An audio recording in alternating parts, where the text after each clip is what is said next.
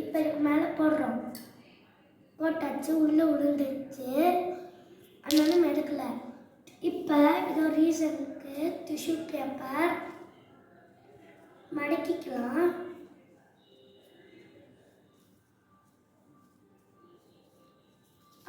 மடக்கியாச்சு,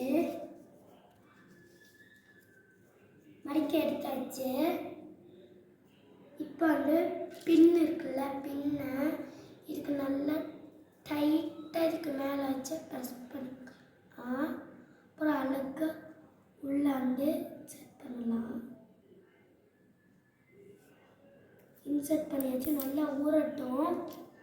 இங்கே நான் இதை வச்சுருக்கேன், நல்லா ஊறட்டும் 5 மினிட்ஸ்க்கு. நல்லா கலக்கி லைட்டாக சுற்றிட்டு இப்போ லைட்டாக கொஞ்சம் கொஞ்சமாக இதை டிஷ்யூ பேப்பரை எடுக்கிறோம்.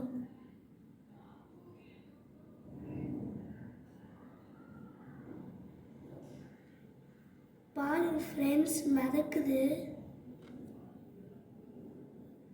ஃப்ரெண்ட்ஸ், இப்போ இதோட ரீசன் பார்க்க போகிறோம். நம்ம இதில் பின் போடும்போது டைட்டாக வாட்டர் மார்க்கர் பிடிச்சிட்டு இருக்கோம். பின் போடும்போது அதெல்லாம் அப்படியே கட் ஆகிடும். அதனால நம்மளால் இப்போ இது பண்ண முடியாது. டிஷ்யூ பேப்பரை இப்போ இந்த மாதிரி வச்சு போடும்போது அது மெதுவாக அதுக்கு மேலே நிற்கும் போது பிரேக் ஆகாது.